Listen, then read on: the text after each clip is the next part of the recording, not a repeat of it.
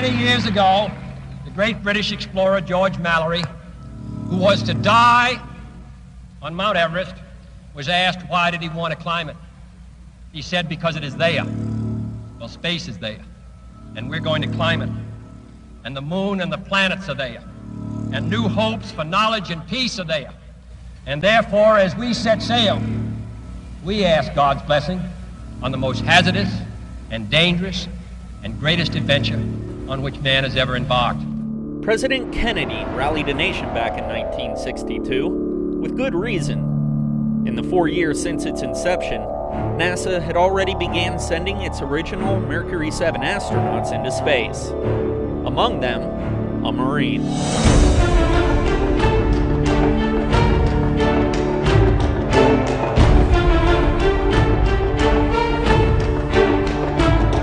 The space race was underway. Fueled by the bravest and brightest America had to offer, one Marine stood at the tip of the spear. His name was John Glenn. His service as a Marine aviator launched him into NASA's astronaut program, where he became the first American to orbit Earth.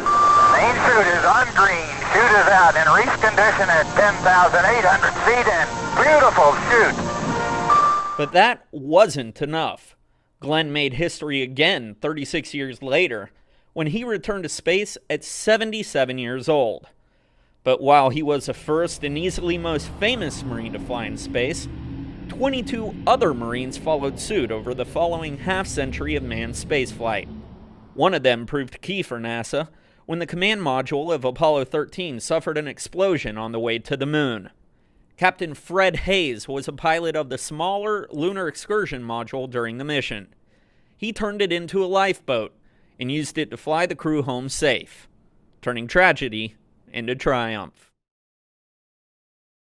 Doug Hurley's journey into space began in the small upstate New York town of Appalachian. It was just a wonderful place to grow up. It was a very small town. It was fairly rural.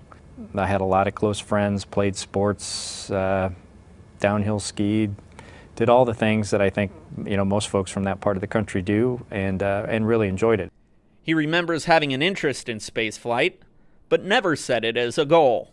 I think it was just a natural progression of things, being interested in engineering, being interested in aviation and space, and it just kind of led me down a path into college and the military, and then in the Marine Corps, flying fighters, and then ultimately as a test pilot. Through the years, Colonel Hurley has logged over 3,200 flight hours in more than 22 different types of aircraft. That includes being the first Marine to fly the FA-18EF Super Hornet. Pilot Doug Hurley. This is his second trip into space. He completed his first space flight on STS-127, and he's logged more than 376 hours in space. Go for main engine start.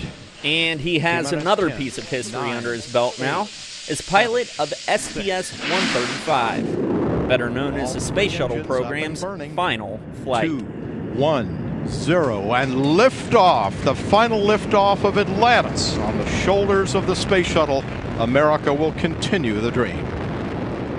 Program, Houston. Roger, roll, Atlantis. Houston now controlling the flight of Atlantis.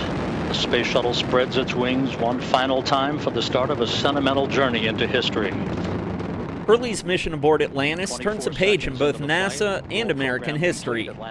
But he believes it's time to start another chapter. Let's explore the moon. Let's explore an asteroid. Let's explore Mars. To me, that is the part of human spaceflight that really is exciting, and just to see what's over that next bend and around that next curve is why I originally got into this business. With any luck, he'll stay in the business because Marines are a staple at NASA.